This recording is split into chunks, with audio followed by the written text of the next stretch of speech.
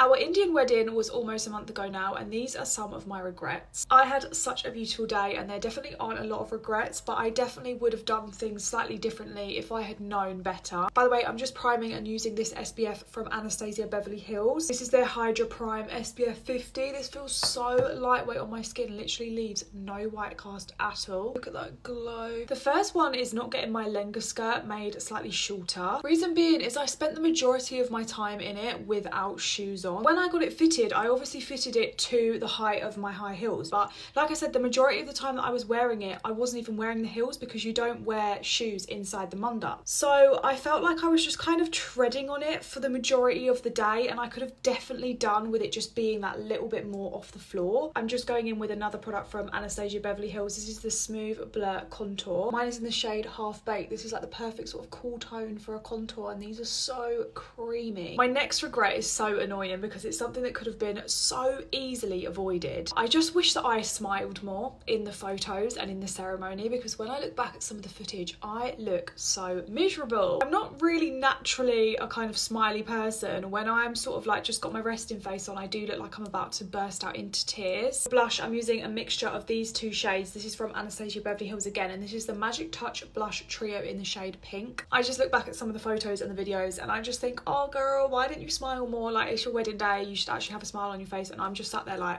I also regret not getting ready early enough. I had a similar regret for the English wedding as well, but basically I didn't need to be walking down the aisle until about 12. So I thought to myself, as long as I get ready for sort of like 11:15, I'll be golden, which I did do that. However, in a Hindu wedding, the groom has an arrival. It's called a Jan arrival, and that was happening at about 11:15. And so all of the photographers and videographers, rightfully so, went downstairs to sort of capture his Jan arrival. And that just meant that I couldn't get any professional solo pictures done before the ceremony. I did have them done after, but by that point I felt like I kind of sweated a little bit. My makeup didn't look as good. I would have preferred to have them done when everything was like fresh and I had just finished getting ready, but because I kind of didn't really time it right and I didn't really think that through properly, I just couldn't have any pictures done before the ceremony. This is the bronzer that I'm using, by the way. This is the Anastasia Beverly Hills Smooth Blur Bronzer. This blends like a little dream. It's honestly the easiest bronzer ever. This is the Anastasia Beverly Hills lipstick in the shade Haze, and then I'm going to use Sunbaked just on the outer edges here. That being said, it was still one of my favourite days ever. I can probably think of more though, so let me know if you want a part 2.